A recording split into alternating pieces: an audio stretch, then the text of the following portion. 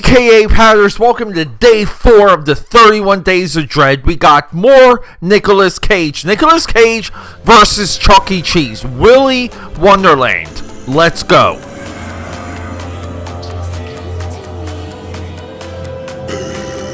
Holy crap, my AKAPADers. I'm saying holy crap because I had trouble with yesterday's episode. But hey, welcome back. Peter A. DeLuca here, AKAPAD69.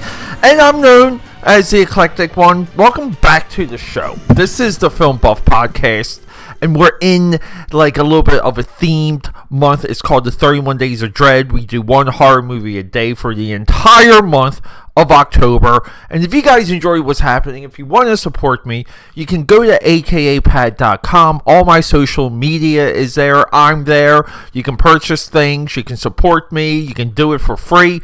The best way to support me and this podcast and this effort is give me a like, give me a comment, show it to your friends, show it to your pets. This is a pet-friendly podcast.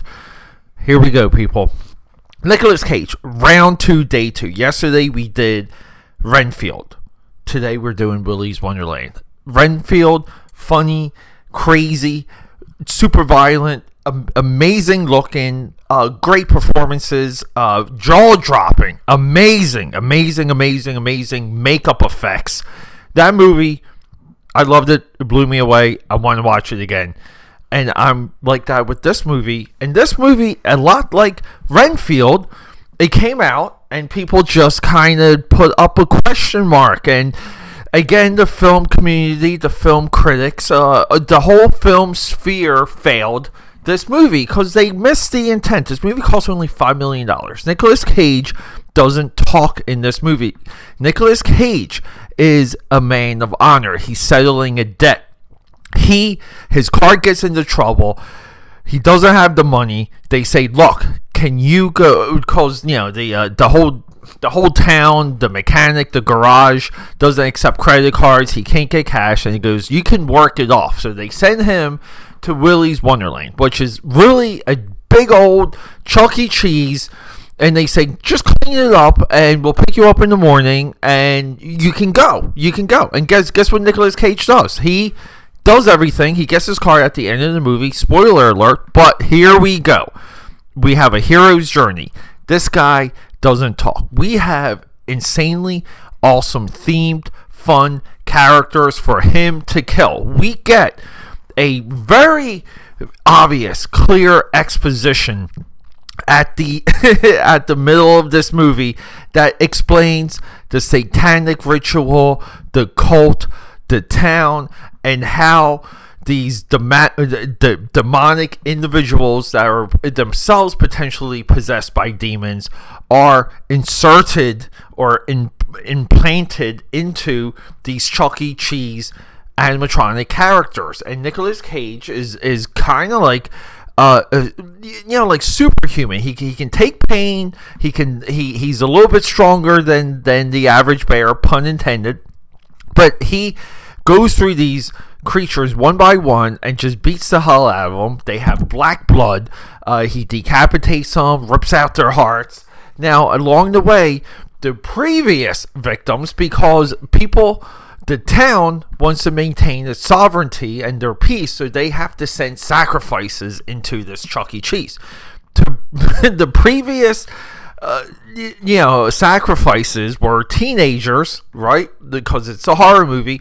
But the teenagers are back. They go back to Willy's Wonderland to burn it down. But they get look, guys. It's a horror movie. We gotta get those kids back inside the complex, right? So they end up back into the complex. They literally, not joking, they fall through like a roof, whatever. And they're back in it. And then here we go. We got killing fodder. The kids die one by one. They're making dumb decisions. It's awesome. It's perfect.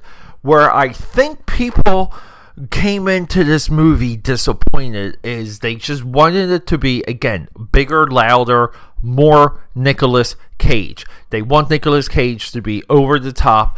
And it's so odd to me because if you look at this movie, you look at Pig, you look at Renfield, you look at Parents, Nicolas Cage is used as a prop himself in some of these movies. The idea that he's in the movie and then immediately there's things played off of that. People, this is a trend. We've seen it with 2 movies in a row. They go against type. They subvert expectations. I think it works every time. It makes it effing fun.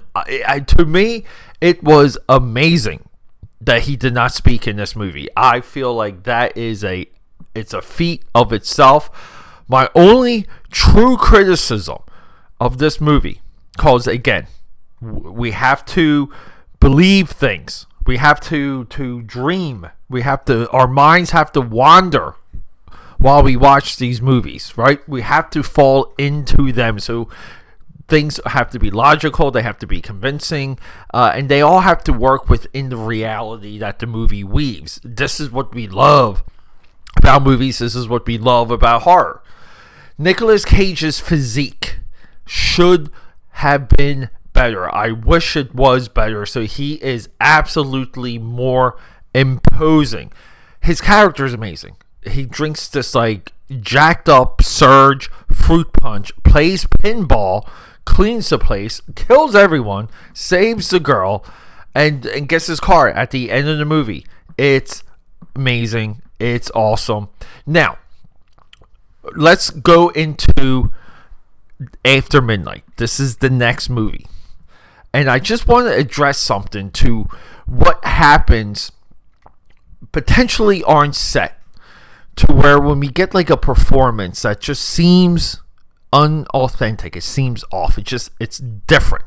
Delivery's different, the cadence, the speed of the voice is off, and we get this in what you would call like lower level movies, unprofessional movies, true independent movies.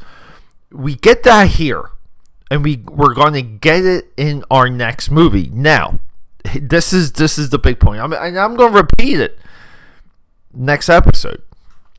It's not the actor, it's the director.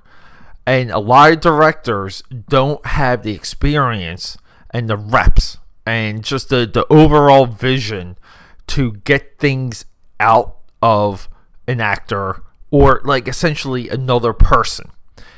People, this is a part of the secret magic. It's hard to describe. It's hard to define. When you do it yourself, it's very difficult to know what that is, but you have to do it. It's very hard to teach. There's no guarantees of what happens on sets.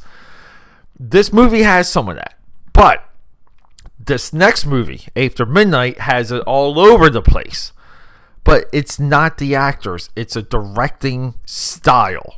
And I just have to clear the air with that. But people, if you want some FUN, please check out Willy's Wonderland, directed by Kevin Lewis. Really low budget. It's amazing. Don't listen to the critics. AKAPAD here. Rock and roll. Check out akapad.com. I love you guys. Until next time.